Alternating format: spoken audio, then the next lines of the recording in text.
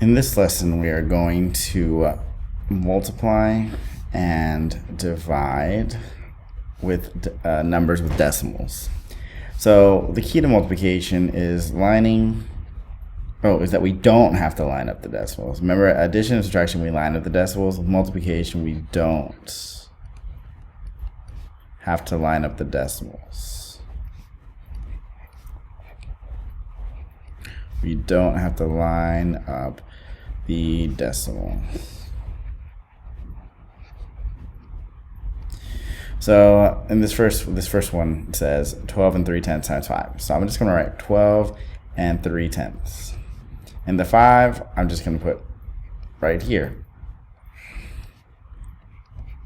So 5 times 3 is 15. 5 times 2 is 10, plus 1 is 11. 5 times 1 is 5, plus 1 is 6. The only thing that you really need to watch out for is that we need to count the numbers that we use behind the decimal. So see this decimal? There's a number here behind it. There's a decimal here, but we didn't use anything. So we used one number, one digit. So we move 1 to the left and put our decimal. You'll see, if you're confused about that, there's another example on the next. You'll see it on the next example. So 61 and 5/10. In case you're wondering, we're not multiplying the 5 and the 3. We're multiplying 5 and 3/10, which is 1 and 5/10. We are multiplying 5 times 2. That is 10, right? But here, we're not really multiplying 5 times 1. It's really 5 times 10, which is 60. And that's how we get that 6. So 18 and 3/10. Now I'm going to put it's easier if you put one number down and then you see this 2, the rightmost number, you just put it to the rightmost also. 2, 1, 4. And then that decimal was right here.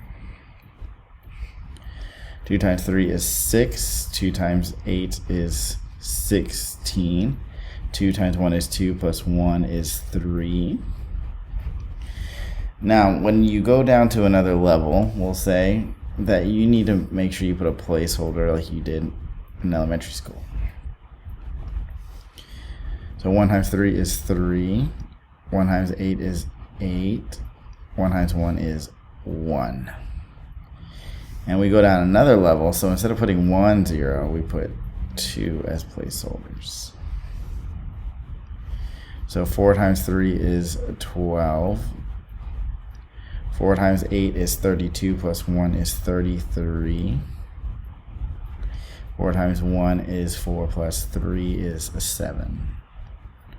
And then we are going to add all these values together. 6 plus 3 is 9. 8 plus 2 is 10, plus 3 is 13. 3 plus 1 is 4, plus 1 is 5.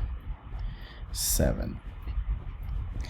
Now remember that we are going to count the values behind the decimal. So there's 1 that we used here, and 1 we used here, and 1 that we used here.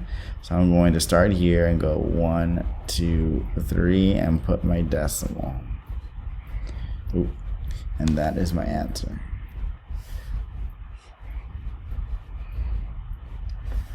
Okay, so now let's look at division.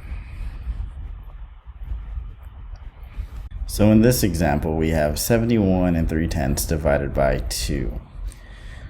Remember, this first number is what goes, in the house. So 71 and 3/10. I'll write that a little. 71 and 3/10 divided by 2. So 2 goes into, before we start, I like to bring up this decimal. Just bring it up from where it was. All right, 2 goes into 7 3 times. We get 6, and then we subtract. 7 minus 6 is 1.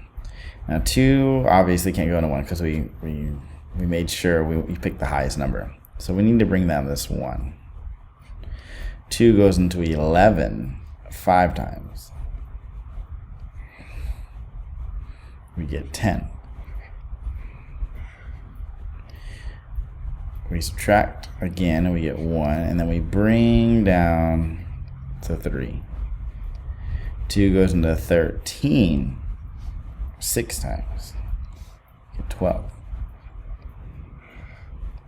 Subtract again. We get 1. There's nothing there, so I want to place a 0. Bring it all the way down. And we get 0 here. And 2 goes into 10 5 times. So we ran out of space. I'll just put minus 10 equals 0. We get 35 and 65 hundredths. This is my answer. If you need to see it, I'll write it to the side right here, because there's a lot going on. Let's do 5 and 62 hundredths. Remember, this goes in the house. Divided by 4. I'm going to start over here, so just in case I run out of space. 5 and 62 hundredths divided by 2. Oh, I don't know why I wrote it like that. Divided by 2. First thing I want to do is bring up my decimal. 2 goes into 5 twice. That is 4. 5 minus 4 is 1. I bring down the 6.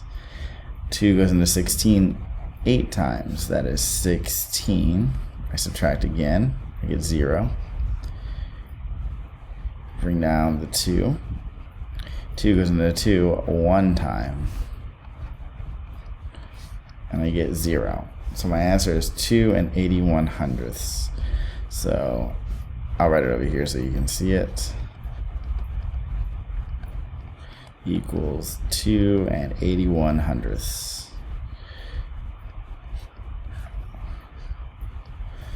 Actually, what I would like you to do is somewhere I want you to box your answer so I can tell where it is, because there's a lot of work in some of these. Like the work takes up a lot of space. Let's see what happens here. So in this example, we have 0 and 48 hundredths. Remember, that's the part in the house. Divided by 5. Now let's put our decimal here. 5 goes into 0 times. So we don't do anything in that case. 5 goes into a 4 0 times. Put 0 there. 5 goes into 8 1 time. Finally, we have something.